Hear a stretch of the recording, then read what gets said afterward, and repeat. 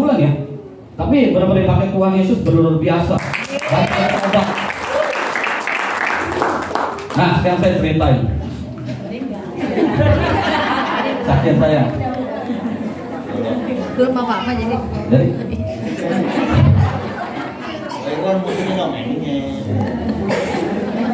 Hah? Oh iya. Jadi saya cerita gini dah, saya punya jati diri saya dah. Ini diangkat judulnya Pertobatan dan Keajaiban Tuhan. Oh, pertobatan, serem juga. Emang saya seorang penjahat ya? Bukan saudara. Saya bukan orang nggak benar, ya. Tapi memang judulnya, maksudnya di dalam Tuhan. Saya lebih di dalam Tuhan, lebih taat dan setia, itu aja mungkin. Nah, saya ceritain jati diri saya dulu. Saya tinggal di tempat lima, kan saya udah pernah cerita ya. Saya tinggal di mana, pindah pun saya, teman saya banyak pun. Saya orang yang supel yang bergaul. Sama siapa saya bergaul. Saya di satu tempat itu, saya dianggap itu sama orang sekitar situ, saya tokoh masyarakat. Benar. Nanti saya buktikan. Kenapa? Kalau saya di situ dari RW 1 sampai 8 tuh teman dekat saya semua. Boleh dibilang ya, kita selalu kompak. Mau sampai lurahnya, sampai wali kotanya, sampai kapolseknya, kanitnya, saya kenal semua. Iya. Nah, nanti saya ceritain maksudnya. Artinya nanti karena saya seorang pemimpin juga, saudara. Saya dihargai, dihormati, diseganin. Nah, ini cerita saya dulu sebelum pelayanan. Memang kalau di sana tuh, kalau saya kumpul itu, saya mau kemana aja bisa lah, saudara. Saya sering begadang, ngumpul sama RT RW gitu kan. Nah, saya tuh orang yang bebas lah, nggak mau dikekang-kekang gitu, nggak mau diatur-atur. Nah, di situ kan saya tuh orang saking dekatnya, ada apapun, pasti ada masalah apapun, dia pasti minta dukung sama kita. Mau sampai orang yang mau jadi DPR aja nyari kita orang, karena suara kita banyak, karena kita kompak. Nah, ada satu saya tuh kalau pas pindah rumah aja, waktu pindah rumah yang di Tambora, itu saya cuma tahu cuma 2 orang yang tahu. Tapi saking orangnya segar sama saya atau baik sama saya, mereka datang sampai ratusan orang, bayangin saudara. Itu kita belum siapin apa tuh makanan, karena kan yang diundang cuma saudara kita. Teman-teman saya datang sampai 200 orang tuh bisa. Nah, jadi maksud saya nanti saya ceritain. Ini kenapa begitu gitu kan? Karena saya supel, orangnya bergaul mana aja saya suka bantu. Saya dalam kegiatan paguyuban, anak yatim, apa saya selalu jadi panitianya. Saya yang support gitu. Selalu ada saya, selalu pasti bisa lah gitu, bisa kerangkul semua. Saya gaulnya supel dah. Mau sama kiai ke, mau sama Pak Haji ke, mau sama Ustadz ke, saya bergaul semua, saya sama siapanya. Itu saking supelnya saya. Pergaulan saya terlalu bebas gitu. Sampai kalau Imlek aja saya bisa 3 hari nggak tidur, kurang tidur. Sampai pagi saking banyak tamunya tuh, saudara. Nah, jadi cerita saya ini, orang apapun kalau pakai nama saya pasti ditolong lah. Sampai ada Yohan tuh pernah. Orang parkir dia di depan rumah orang. Itu pengacara lagi katanya. Orangnya marah-marah pas Yohan datang. Itu disiram tuh sama Edgar sama Enci yang di dalam. Itu pengacara tapi dia katanya disiram. Ya anak muda marah lah, langsung dia marahin. Akhirnya Encinya bisa pegang botol kena si Yohan. Nah, si Yohan marah, ditonjok lah tuh. Tonjok lah dia. Dia Encinya ditonjok itu pengacara lagi tuh, tonjok. Nah, dia langsung marah, dia panggil Dimas, panggil RW-nya. Pada datang dah, dia mau dimasalahin lah, dikasusin lah istilahnya. Itu saking orangnya kesel banget, dia pengacara, namanya dihukum kan, takut kan. Nah, RW panggil si orang udah pucat tuh, semua pada teleponin saya. Si orang tuh ini ponakan istri nih, Tuhan tuh pintar, dia pas RW yang datang, wah dia lihat ini kan masih icongnya nih sama saya nih.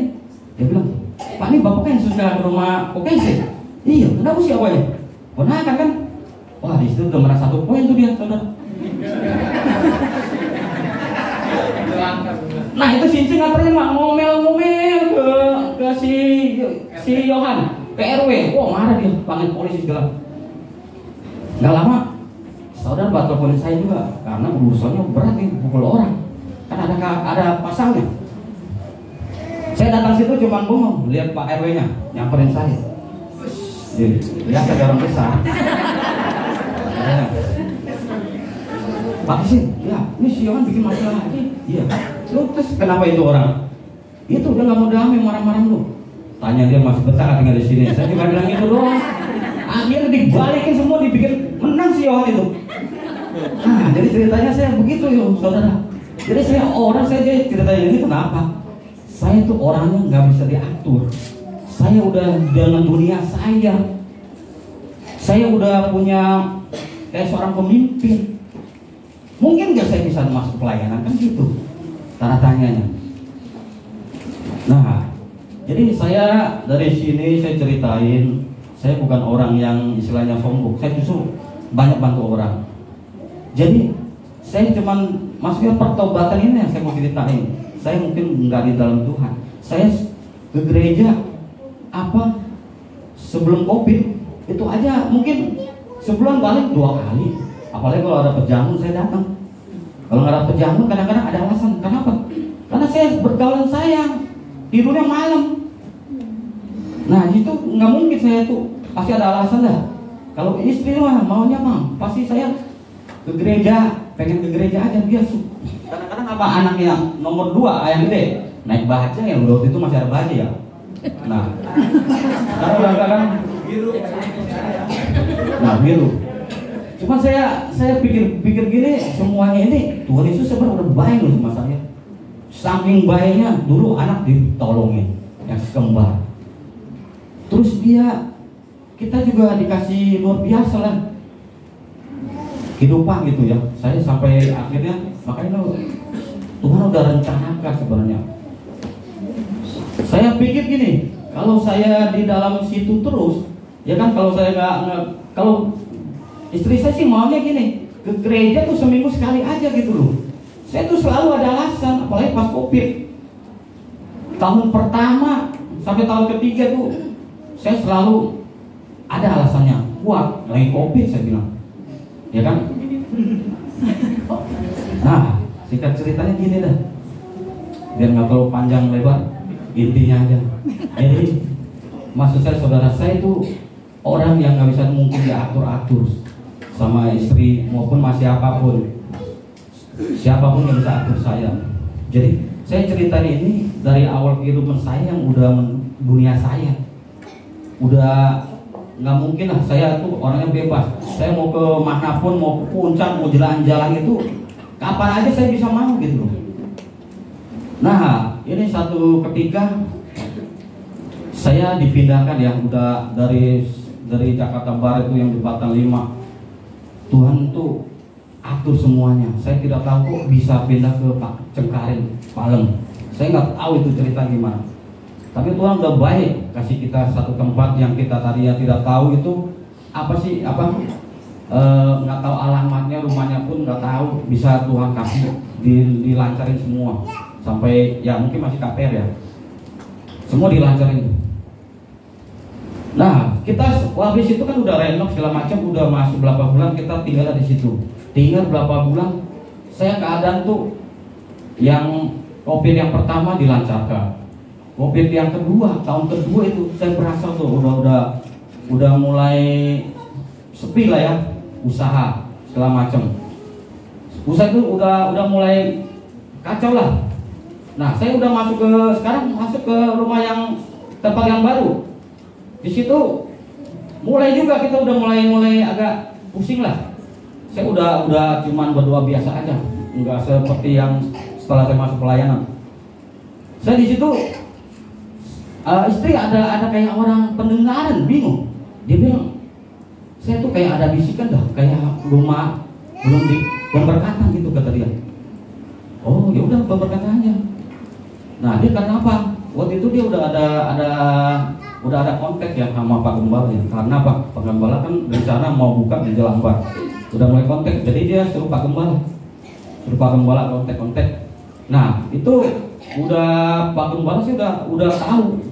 Itu dia tuh udah kontak gitu. Saya udah posisi udah tahu. Nah yaudah saya suruh Pak Gembala aja kan. Kalau dulu saya manggilnya gua Pak Gembala, saya nggak tahu tuh Pak Gembala. Saya tahu yang Didi, saya tahu panggilannya. Tadi situ dia udah mulai tuh, udah jadwalin tuh pemberkatan rumah. Terus tanggal 14 lah kalau nggak salah, tanggal 14 bulan 8. Sebenarnya tanggal minggu depannya itu pembukaan di Jelambar. Nah, udah mulai kita langsung masuk aja ya ke pemberkatan rumah. Udah mulai masuk, Pak. Nah di situ saya ketemu tuh sama Pak Gembala kita. Dulu saya panggil koko aja, karena kan belum ada ini ya pelayanan ya, karena sepupu juga. Cuma kita memang sepupu, cuma kalau saya kan saudara dia, saya memang agak jarang ketemu lah, paling setahun sekali kali kalau mungkin. Nah mulai masuk dalam rumah pemberkatan. Dari situ kita sering udah mulai ngobrol. Habis itu saya disuruh kesaksian masalah tentang rumah itu. Nah saya suruh kesaksian tuh di situ. Nah saya kesaksian di situ bisa bawa ke anak saya juga tuh yang kembar kemarin, makanya sebulan yang habis ke pemberkatan rumah, sebulannya langsung kesaksian di sini waktu itu. Nah itu jadi saya ceritanya di situ udah deket sama Pak Gembala.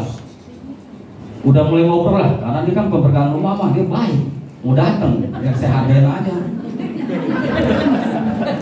Cuma di situ saya ngobrol, lihat ada teman, ada saudara juga. Ini mulai deketin saya Pak Gembala nih, gimana kan biasa baik orangnya. Pak kabar sih lah gitu kan, ngobrol lah. Ini udah nggak bisa ini, saya udah tahu ini orang mau buka gereja baru apa mau bukan? Wah, mulai itu ngobrol nih. Nanti ini ada gereja baru dukung Kokola gitu kan. Nah saya udah tahu tuh, udah ngobrol lah. Saya udah tahu nih orang nih, udah mati saya udah nggak mungkin udah ngobrol. Iya. Akhirnya saya habis ngobrol dia pergi sebentar di situ. Saya cerita sama orang ini, pendeta mau suruh saya itu kali bantuin gereja. Saya nggak tahu nama pelayanan. Mana mungkin, emangnya kita nggak ada kerjaan kali ya? Itu kita usaha lagi pusing ya kan, nggak mungkin lah. Terus saya bilang itu lama pulangnya. Soalnya kenapa? Itu dia pada bebas, dia biasa pada ada anak muda kan masih ada yang apply gitu ya. Kan dia enak saya suruh dia jangan mau ini dulu ya, ketahuan nih. Nggak enak gitu, katanya pendeta. Nah udah itu dia ngobrol tuh, masih ngobrol aja. Saya bilang gini, nggak mungkin tahu dia. Saya dengar sih dia ada mau buka di Jelambar. Saya bilang gereja baru, kayaknya sih pengen suruh kita dukung, pengen narik saya. Ya, saya bilang nggak mungkin lah. Saya bilang 1000% dalam hati saya itu 1000%. Saya nggak mungkin mau dalam pelayanan. Emang nggak ada kerjaan kali ya kan? Saya tahunya begitu. Saya tahunya tuh kehidupan saya tuh udah bener. Saya tahunya begitu doang. Cuman malas ke gereja apa bagi saya tuh, saya di masyarakat saya dihargai, diseganin. Bagi saya udah cukup itu. Saya nggak ngerti namanya pelayanan apa. Saya sama sekali jong nih, nggak tahu sama sekali namanya pelayanan. Jong itu nggak tahu sama sekali. Nggak ngerti namanya pelayanan apa tuh, nggak ngerti. Nah singkat cerita di situ, kalau istri saya sih orangnya kayak ada kerinduan dia. Dia udah mulai ketarik kalau dia. Ketarik. Memang mulai situ dia udah mulai ngobrol tentang masalah gereja. Saya tahu. Nah, tapi ini anak ada kerinduan nih istri saya lihatnya. Benar, bukan anak istri. Ada kerinduan benar, saya lihat dia mah sampai saya habis itu pulang tuh ya. Nah saya lihat dia ada kerinduan, dia emang mau cerita. Kita dukung aja tuh gerejanya, kasihan apa? Dia begitu, dukung aja. Ya, saya mah ya. Karena saya sayang istri, saya selalu ngurusin aja.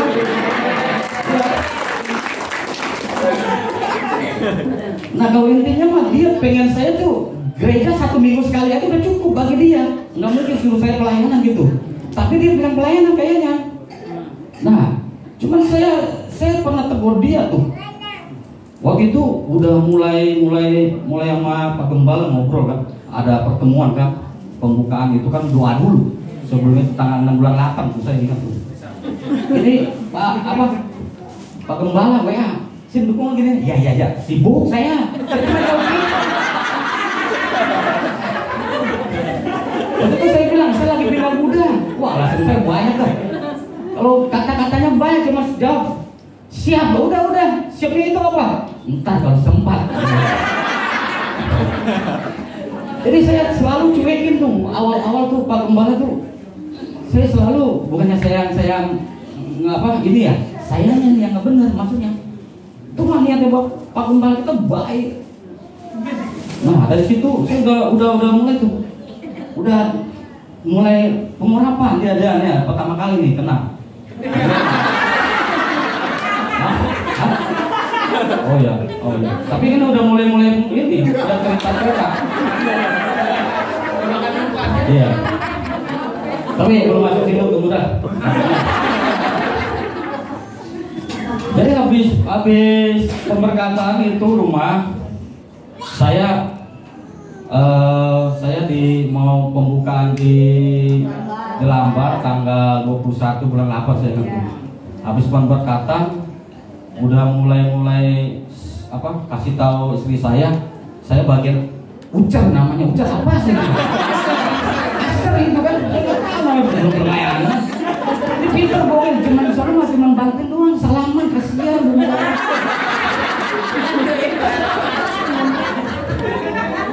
Nah, itu di situ nih, saudara ini yang luar biasa nih. Saya tuh diizinin sama Tuhan tuh masuk pertobatan tuh hari itu. Yang dimasukin pertobatan nanti. Kenapa? Saya diizinin Tuhan stres pada hari Sabtunya sebelum pembukaan di Jelambar. Malamnya, besoknya mau asar, saya diizinin sakit. Itu stres berat saya. Mungkin bagi saudara, bagi saya juga, saya tidak tahu kenapa kayak orang peperangan rohani ya. Saya nggak tahu. Makanya saya bingungnya di situ parah. Gara-gara saya ingat nih, saya pulang dari tempat kerjaan, saya ke rumah, gara-gara casan, saya bawanya jadi kesel. Padahal besok mau jadi salaman dong saya taunya. Tapi saya itu di situ parahnya luar biasa. Saya merasa stres, berat parah. Sampai saya itu pada malam gitu, saya sampai kesel, minta ampun. Kenapa saya nyalain diri saya sendiri? Kenapa dalam usaha ini saya saya jaga nama baik. Karena perputaran di bahan itu di toko, saya kan ngambil bahan mentah dari sampai mau di finishing sampai jahit tuh saya atur semuanya harus saya itu nanti harus dibayar, jual lagi harus bayar. Itu yang saya takutin. Waktu itu hampir berapa ya? Hampir 2 bulan tuh. 1 bulan setengah itu harus hampir di atas 500 tuh. Bayangin, stres saya. Nggak mungkin punya, saya bilang. Nggak mungkin saya bisa bayar itu karena saya tahu keuangan saya. Saya stres, saya parahnya tuh kesel aja. Kesel. Nah di situ saya kesel sampai saya udah meledak nih, kayaknya udah parah. Saya pukul sendiri, saudara. Bok. Kesel saking nggak bisa, buntu banget gitu, sampai kesel. Saya pukul saya. Istri semua nangis, anak semua nangis. Saya nggak tahu di situ kenapa saya bisa sampai ke puncaknya situ, belum pernah kayak gitu. Biarpun parah kita kemarin nggak pernah kayak gitu. Anak kan kasihan, saya taunya kesel, marah-marah, udah kayak orang gila, udah parah dah di situ. Nah, sampai istri sampai bingung, sampai teleponin saudara yang lain, datang semua. Saya posisi udah nggak tahu apa-apa, saking puncaknya stresnya kayak nggak tahu deh. Itu kenapa saya nggak tahu. Tapi yang saya tahu tuh, memang setan iblis itu ada. Kalau menurut saya, Nah, singkat cerita, malam itu saya stres banget. Saudara pada datang, cuman akhirnya saya berapa jam, udah hampir 4 jam saya baru sadar. Saya sih kadang sadar, cuman perasaan tuh kesel aja. Setelah 2 jam saya sadar. Nah, saudara pernah ngobrol-ngobrol sama saya, akhirnya mereka ngobrol. Akhirnya saya cuma ditemenin teman saya terakhir tuh cuma kasih ngobrol-ngobrol biasa. Cuma saya tidur lagi tuh. Besoknya mau ini. Nah, malamnya dia udah kasih tahu Pak Gembala, ini kayaknya nggak bisa hadir dia. Saya nggak bisa hadir. Dia ceritain kenapa gitu kan. Cuma taunya tuh bilangnya sakit doang. Dia nggak kasih tahu saya mukul sendiri apa enggak. Dia kan istilahnya rahasia keluarga juga kan, malu. Akhirnya besok buka pembukaan, temannya aja pada datang, yang temannya yang jauh-jauh aja pada datang. Itu pembukaan pertama penting. Pembukaan pertama saya tidak hadir, saudara. Saya benar-benar tidak ada niat nggak hadir, tapi saya nggak ada kemauan sama sekali. Bagi saya nggak mau. Bagi saya itu nggak ada. Kenapa? Inilah saya bilang kalah rohani saya. Apalagi iman saya kalah sama penggumulan masalah saya. Saya kalah itu. Saya lebih penting masalah saya, nama baik saya daripada saya ke sana. Gitu. Nah, di situ saya nggak hadir. Tapi singkat ceritanya lagi, Pak Gembala WA saya. Saya nggak, dia telepon saya nggak jawab. WA panjang lebar, iya doang. Saya nggak perlu ini kan, saya waktu itu belum pelayanan. Saya tahunya saya punya masalah sangat besar. Waktu saya nggak mungkin saya ke situ. Saya pernah tegur waktu itu dia. Akhirnya Pak Gembala telepon-teleponan sama dia. Janjian saya nggak tahu tuh. Janjian mereka sama saudara lain. Mereka tuh sehati tuh. Hebat. Cuman sebelum Pak Gembala datang dia kasih tahu. Ko Didi mau jenguk katanya Pak Gembala itu. Ko Didi mau jenguk. Mau ngapain jenguk? Saya bilang gitu. Orang saya nggak sakit, biasa kok. Saya cuma stres, saya bilang. Akhirnya dia bilang nggak apa-apa, nama orang jenguk nggak apa-apa kan. Saya tuh perasaannya nggak suka. Nggak tahu kenapa tuh. Itu kenapa? Iman saya ini kering, rohani saya kering. Saya nggak tahu yang namanya apa. Saya dulu pernah ditolong kan, saya bilang ini dampak saya nih, udah di Tuhan kasih baik kan, anak disembuhin, saya dikasih rumah gitu kan. Nah semua dilancarin juga. Memang pas lagi ada masalah saya nggak kuat, itu kekuatannya nggak ada. Akhirnya datanglah malam itu Pak Gembala ke tempat saya. Dia datang, dia bilang sama Selfie udah janjian. Akhirnya saya turutin aja karena saya nggak mau ada pertentangan sama dia, masalah ribut apa. Akhirnya saya turutin. Doainlah di situ. Kata Pak Gembala, saya abis itu besoknya saya lihat tuh WA-nya. Kata Pak Gembala, biar nanti skenario Tuhan, kita memuji sama menyembah aja. Di situ mulailah kita datang Pak Gembala. Biasa, saya mah biasa aja. Kalau saya sama orang tua apa, saya lebih hormat. Saya masih biasa gitu, baik. Sama Pak Gembala juga tuh luar biasa tuh. Jauh-jauh datang. Itu saya udah mulai menyembah, penyembahan, memuji Tuhan dan nyanyi pujian ya. Mulai doa, mulai memuji, menyembah sampai 1 jam lebih saudara. Tapi yang saya ingat tuh ada satu kata Pak Gembala, 2 kata yang dia omongin. Mengapa engkau tidak mengajarkanku? Itu satu kata saya ingat. Mengapa kau tidak percaya aku? Itu 2 kata ini yang bikin saya langsung mikir. Saya punya Tuhan Yesus, kenapa saya andalin itu di hati saya sambil doa, saya nyembah. Mulai dari situ saya tersentuh. Saya ada nangis di situ, sedih rasanya. Cuma saya masih nggak mau tunjukin. Ada kesentuh. Karena saya tidak mau masuk pelayanan. Saya nggak mau tunjukin. Saya taunya Saya nyembah, benar-benar nyembah. Itu saya mulai buka hati di situ. Setelah itu nyembah, udah kelar, ngobrol biasa. Saya cuman di dalam hati saya cuma ada kedamaian, ada sedikit. Saya bisa ngobrol lagi, udah bisa. Nah, habis itu saya besoknya, singkat ceritanya Pak Gembala udah pulang ya, Pak Gembala ya. Singkat ceritanya besoknya itu udah mulai nyanyi sendiri, itu nggak tahu tuh, nyanyi pujian terus, mulai nyanyi. Saya ke Jamlang bolak balik 2 jam nyanyi aja besoknya tuh, memuji mulu, berdoa mulu tuh sampai berhari-hari. Saya udah mulai menyembah, saya juga bingung. Saya bilang Mas Selby, kok saya mau kayak nyanyi terus ya, maunya sedih terus gitu, nangis tuh. Di jalan saya nangis, saya cuman ngomong sama istri doang, kayaknya sedih mulu dah. Nah itu berjalan berapa hari, 4-5 hari lah. Mulailah masuk minggu depan, hari Sabtu ada doa pengurapan. Hari Sabtu itu masih saya sedikit goyang, sedikit mau.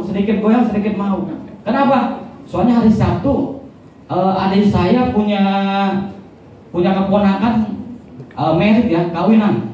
Saya alasan tuh. Itu jam berapa pengurapan? Jam 4. Itu jam 6. Keburu nggak? Saya bilang, saya nggak usah pergi lah. Kalau orang merit kan nggak bisa ditunda. Kalau pengurapan mah sama doa kan bisa ditunda. Saya bilang. Ini tetap dikekeh, nggak mau nih. Pokoknya saya mau tetap kita pengurapan dulu katanya. Dia bilang pengurapan dia udah kena sekali. Nah itu udah 2 kali. Udah mulai tuh. Saya udah bilang sama dia, lu gak usah pelayanan lah, kita banyak lagi pusing begini ngapain? Nah kerjaan, saya bilang. Akhirnya dia WA tuh, saya bikin dia ini, iblis godain saya godain dia lagi. Aku dia sama saya. Akhirnya dia diam WA, aduh kok kayaknya nggak bisa dalam pelayanan gini-gini lah segala macam kan. Akhirnya Pak Gembala jelasin tentang masalah ini. Oh dia juga kerja pengembala dari pagi apa bisa kok dia gitu. Nah di situ dia di situ masuk pengurapan kedua nih. Akhirnya kita debat. Akhirnya saya ngalah, bener. Namanya saya istri mah begitu tuh. Udahlah, habis pengurapan baru ke tempat perkawinan itu yang saudara Ade ya. Mulai pengurapan. Situlah masuk jam 4. Saya udah datang, beberapa orang datang, di situ mulai memuji tuh. Saya memang udah mulai buka hati saudara. Di situ Pak Gembala datang nggak nunggu siapa, karena saya bilang sebentar lagi saya mau ke sono. Dia langsung mulai, dia nggak mau nunggu yang lain. Dia tahu saya mau pergi sebentar lagi, situ mulai main gitar Pak Gembala, nyanyi pujian-pujian, ikutin semua saya. Saya mau buka hati di situ, saya tahu. Karena saya udah berasa diam-diam saya ada sedikit nyanyi mulu tuh, bingung tuh saya. Situ mulai nyembah. Tak diurapi sama Pak Gembala. Nangis nggak berhenti. Bukan cemen, nangis beneran. Parah. Buka hati saya. Di situ saya panggil Yesus nggak berhenti, saya bingung tuh. Yesus nggak berhenti, tepuk tangan buat mulai. Di situ saya mulai benar-benar nggak tahu kenapa nggak berhenti sama Yesus. Habis itu di situ urapan yang kedua saya benar-benar dilunturin ke dagingan saya. Keinginan saya yang duniawi hilang. Makanya saudara, pengurapan berdoa itu luar biasa, saya akuin. Bukan minyaknya, bukan ininya, pengurapan doanya yang luar biasa. Kalau kita buka hati benar-benar percaya, luntur nggak ada. Kalau bayangin saudara, nggak mungkin saya tuh bisa masuk pelayanan. Nggak mungkin punya 1000%, saya beritahu. Makanya kemarin saya ngobrol yang waktu pemberkatan rumah, saya dicatat sama malaikat tuh, saya nggak mungkin masuk tuh. Dicatat, karena ditangkap sama Tuhan itu.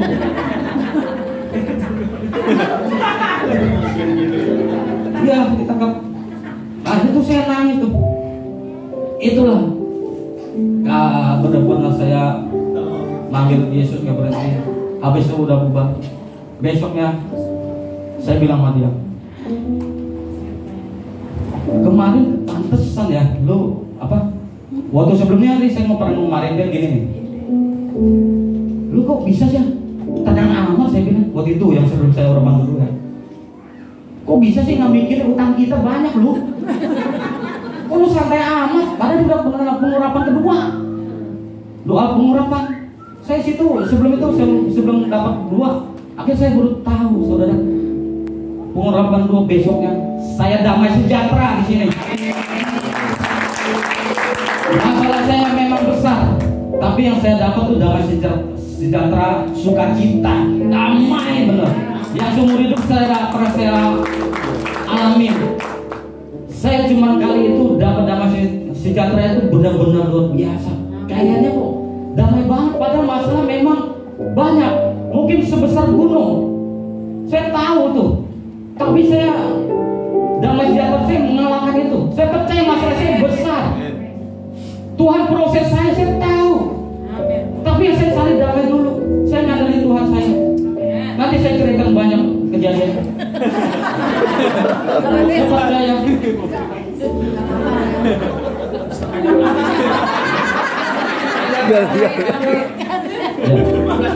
Ya, ini nggak boleh tantang, Pak.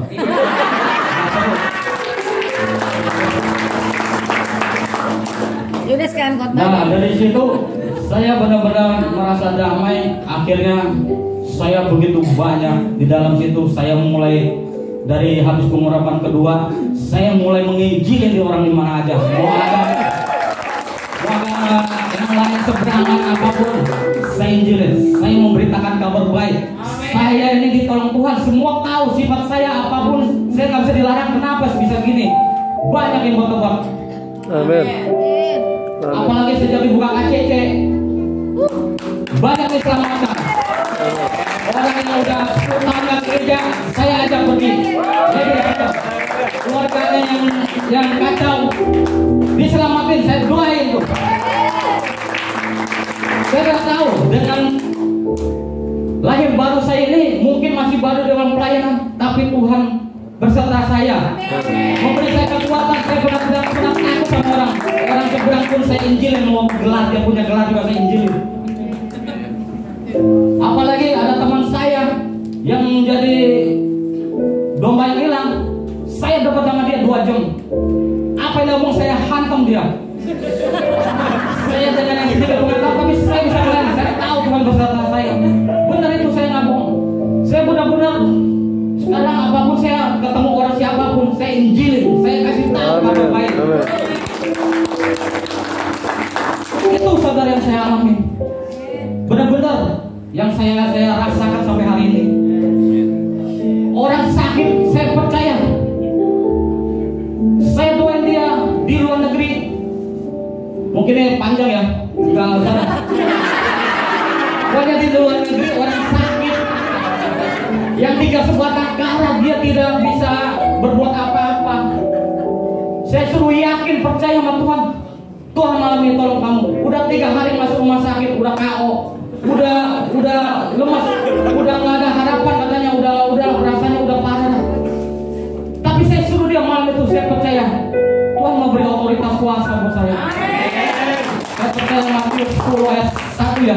Tuhan mau memanggil, ya cuma memanggil ke-12 muridnya untuk memberi kuasa, untuk mengusir roh-roh jahat dan penyakit, saudara. Saya yakin itu. Yang saya buat itu saya tahu ayat itu. Saya malam itu saya doa, saya bilang Tuhan Yesus ada di situ. Karena dia udah 3 hari udah parah, udah tidak apa-apa, tidak berdaya. Saya bilang percaya itu percaya. Tuhan saya doain sampai saya nangis. Saya tidak tahu itu orang lain, tapi ini saudara dia tinggal sebatang kara, mungkin dia udah jauh sama Tuhan. Saya bilang dia percaya Tuhan itu pasti tolong. Yang udah 3 hari udah lemas, sudah parah. Tapi setelah itu besok saya WA dia, tapi nggak ada dibalas, telepon pun nggak dibalas. Saya takut banget apa doa saya yang salah apa nih. Saya bingung dia. Akhirnya dia telepon. Saya di sampingnya. Apa yang dia jawab? Kamu lagi di mana? Lagi kerja. Tepuk tangan. Tapi saudara, saya sampai hari ini ya, saya banyak menolong orang, saya banyak doain orang, tapi masalah saya makin besar, saudara. Saya tidak tahu, ini Tuhan proses atau ajar saya lebih kuat ke depannya. Saya percaya masalah saya lebih besar. Masalah saya besar sekali, Tuhan. Saya tahu Tuhan izinkan, tapi saya percaya Tuhan saya lebih besar. Tuhan itu saya lebih besar. Masalah saya mungkin nanti dikecilkan, saya yang dibesarkan. Dari situ saya sering banyak bimbang juga. Karena apa? Karena saya baru pelayan 2 bulan apa sebulan lebih, dikasih tugas gue sama Pak Gembala.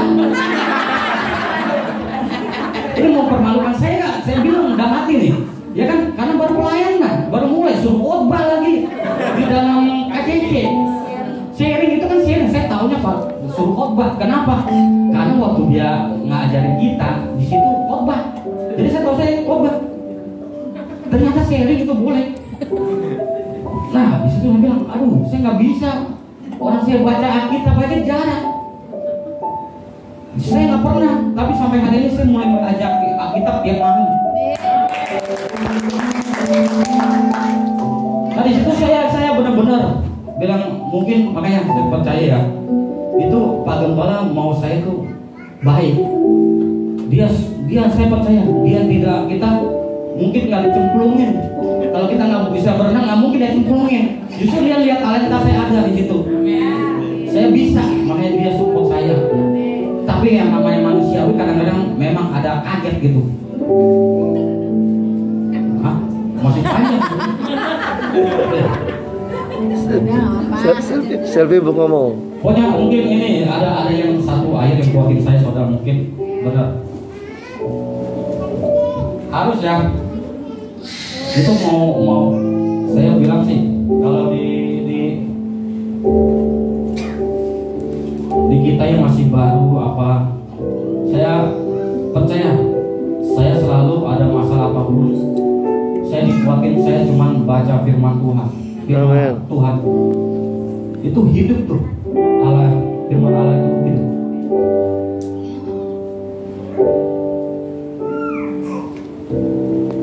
Yang selalu menguatkan saya, Matius 11 ayat 28.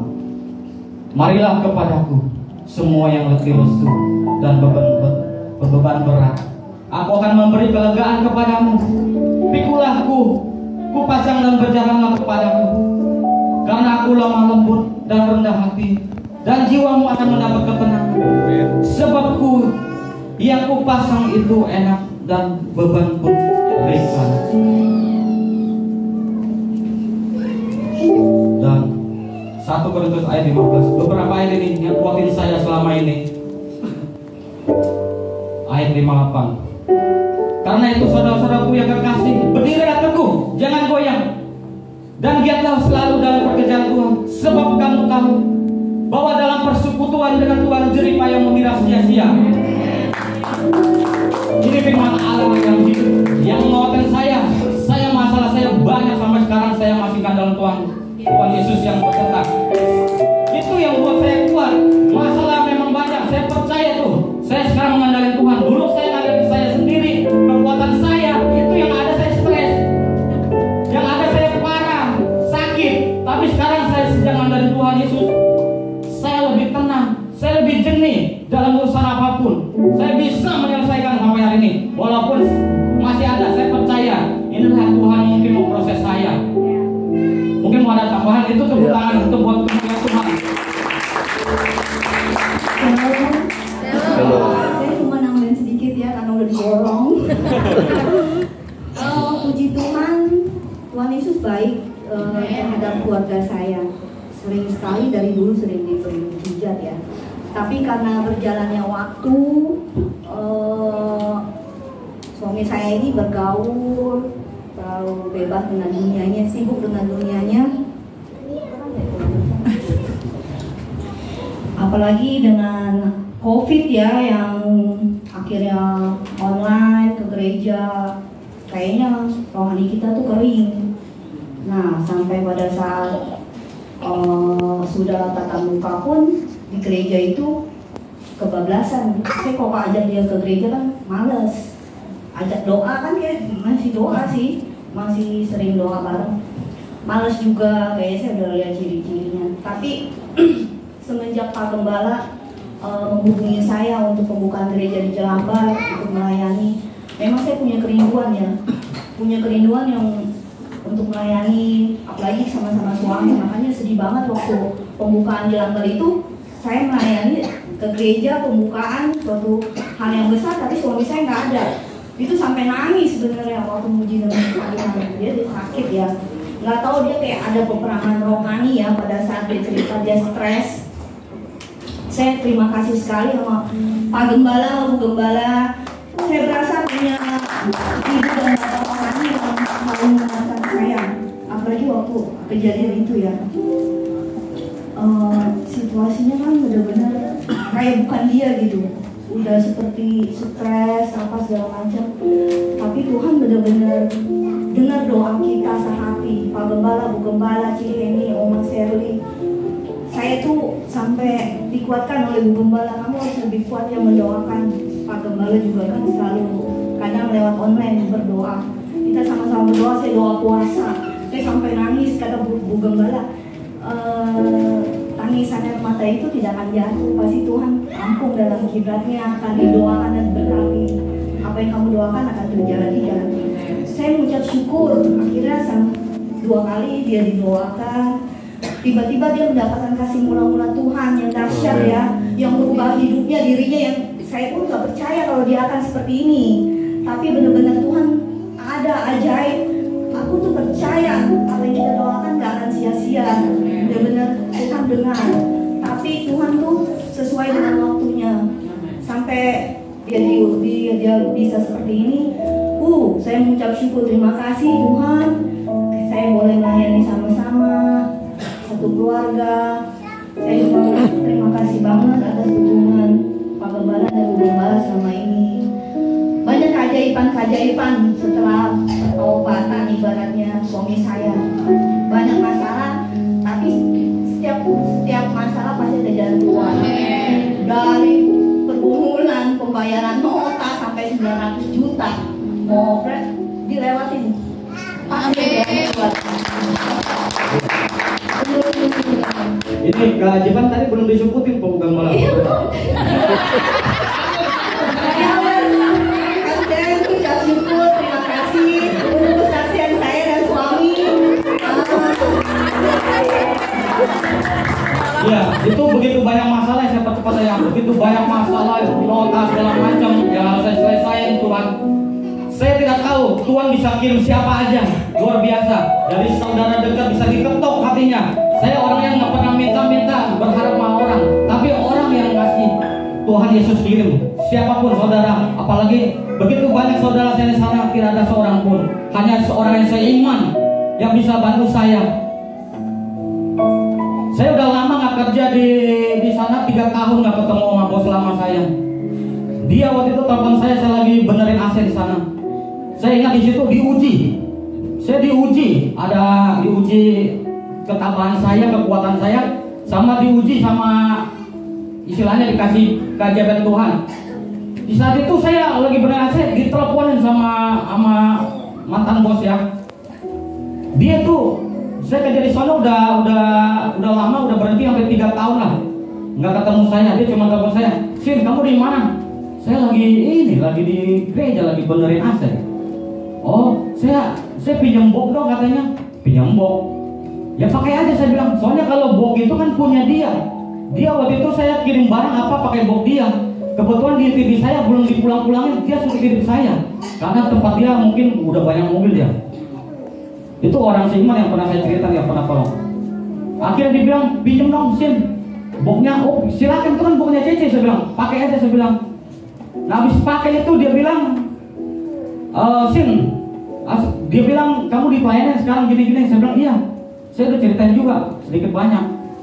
Akhirnya dia bilang, "Itu box itu nanti Kata suami saya nih, suaminya ngomong ke dia, kata suami saya, nanti ini box ini nanti itu buat kamu aja ya katanya. Kamu kalau mau pakai, mau dijual itu terserah kamu. Nah itu setelah Tuhan kirim itu.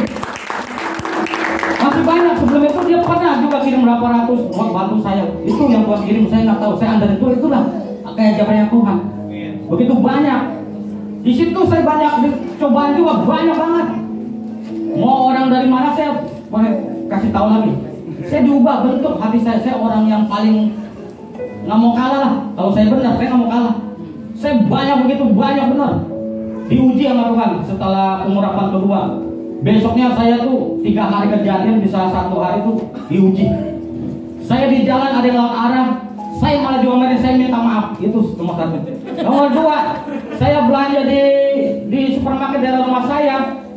Saya habis belanja pakai dorongan ini ke lori, habis itu ke kasir, saya harus naikin satu-satu.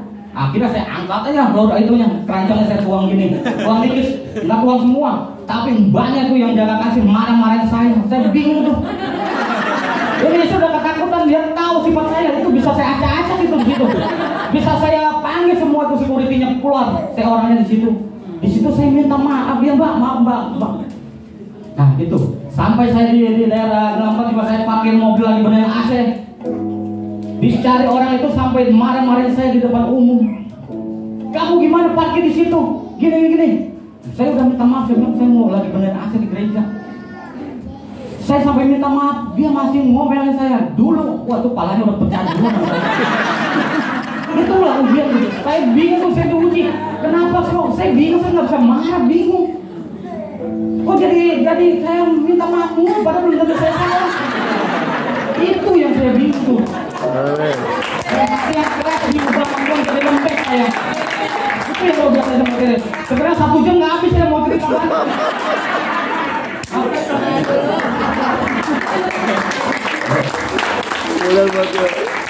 Nyanyi lagu lah, 1 lagu.